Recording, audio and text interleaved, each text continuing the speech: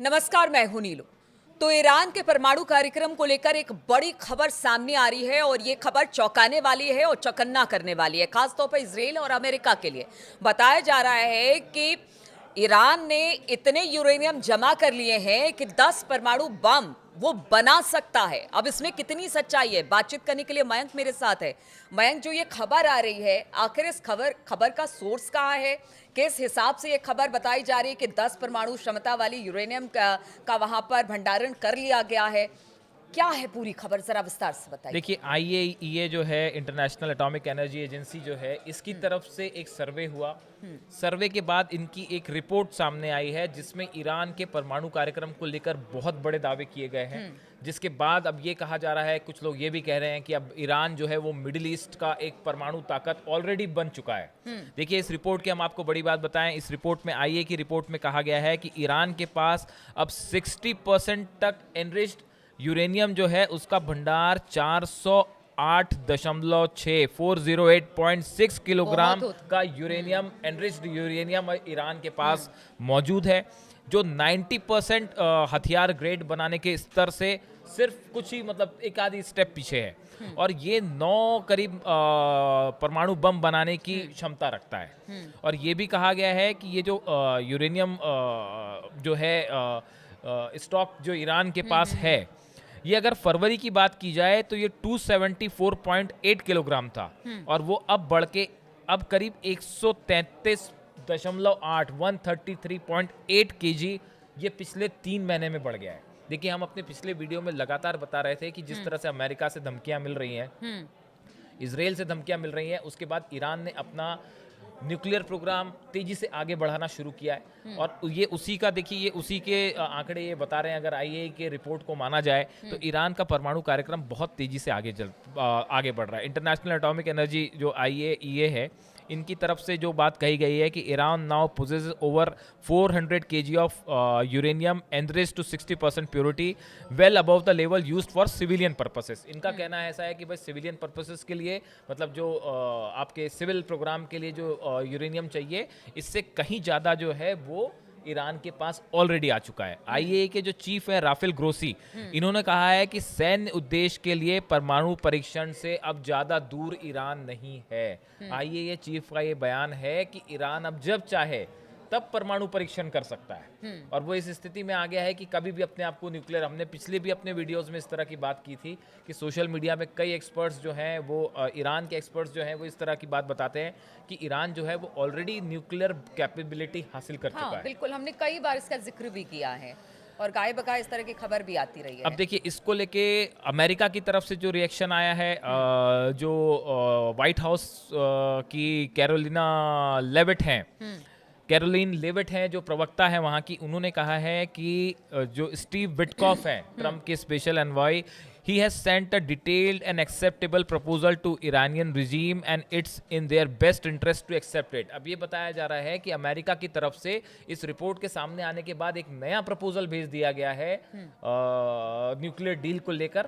अब जिसको लेकर ईरान को रिस्पॉन्ड करना है, ये बात कंफर्म कर दी गई है ईरान की तरफ से कि एक नया प्रपोजल अमेरिका की तरफ से मिला है। और अब्बास अराक्ची जो उनके विदेश मंत्री हैं, उन्होंने कहा है कि we will respond to the US proposal in the line with the principles, national interest and rights of the people of Iran. Abbas Araghchi ने फिर से वो बात कही है कि भाई हम ईरान के नेशनल इंटरेस्ट के हिसाब से, लोगों के हितों के हिसाब से जो अमेरिका का नया प्रस्ताव आया है, हम उस पर रिस्पॉन्ड करेंगे। अब देखिए, इस पूरे मैटर में जो ओमान के विदेश मंत्री हैं बदर अल बुसैदी, ये अभी एक छोटी सी यात्रा पे तेहरान गए थे और बताया जा रहा है कि अमेरिका का बड़ा मैसेज लेके गए और अगला प्रपोजल जो 6th राउंड की अब बात होगी, ये कहाँ होगी, कैसे होगी, इस पे चर्चा हुई। अमेरिका की तरफ से जो नया प्रस्ताव आया है उस पर भी ये कहा जा रहा है कि वो शायद ओमान के थ्रू भेजा गया ईरान के पास। अब सवाल ये है कि क्या ईरान एनरिच्ड यूरेनियम, देखिए IAEA की तरफ से कहा जा रहा है कि 400 किलो से ज़्यादा यूरेनियम ईरान के पास मौजूद है। अब क्या ईरान अपने इस राइट को छोड़ने के लिए तैयार होगा? ईरान की तरफ से ये साफ कर दिया गया है कि कोई भी समझौता तब तक स्वीकार नहीं होगा जब तक तेहरान पर ये सभी प्रतिबंध पूरी तरह से हटाए नहीं जाते, जो सैंक्शंस लगे वो हटाए नहीं जाते और देश के परमाणु कार्यक्रम को जारी रखने की अनुमति नहीं दी जाती। देखिए, ईरान अपने स्टैंड पे कायम है कि हमको सिविल पर्पसेस के लिए हम हथियार नहीं बना रहे, हम परमाणु बम नहीं बना रहे, लेकिन हमको सिविल पर्पसेस के लिए जो चाहिए प्रोग्राम चाहिए, हम उससे कतई समझौता नहीं करेंगे। हमारा जो एनरिच्ड यूरेनियम है, इसको छोड़ने के लिए भी ईरान तैयार नहीं है। तो ऐसी स्थिति में अब अमेरिका एक प्रकार से सवाल यह है कि अमेरिका आगे कैसे डील करेगा।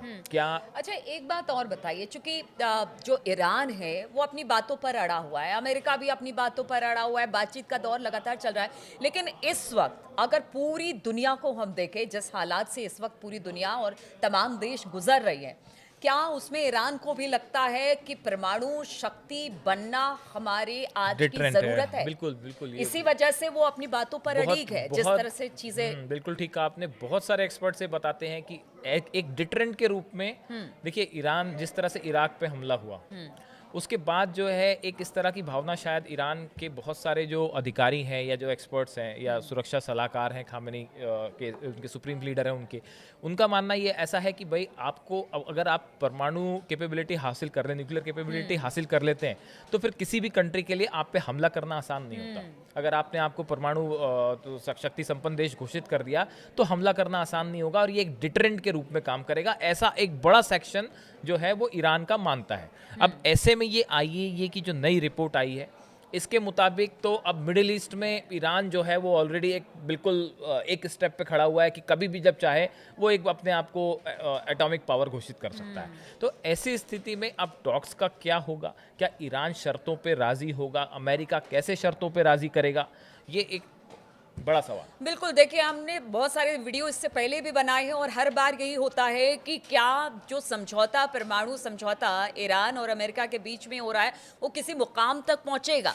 क्या इसका कोई हल निकलेगा? क्योंकि जिस तरह की खबरें आ रही हैं और जिस तरह के दुनिया भर के देशों के हालात इस वक्त बने हुए हैं, उसमें तो यही लगता है कि अब हर देश चाहता है कि वो अपने तरीके से बिल्कुल अपनी आत्मरक्षा के लिए वो हथियार बनाए, नई चीज़ों को जुटाए, ताकि वो अपने आवाम और अपनी देश की रक्षा कर पाए। अब ऐसे में आगे किस तरह से बातचीत बढ़ती है और जो चीज़ें लगातार परमाणु समझौते को लेकर बातें सामने आ रही है, उसमें क्या सच्चाई है, इस पर लगातार हमारी नज़र बनी रहेगी। आप बने रहिए हमारे साथ।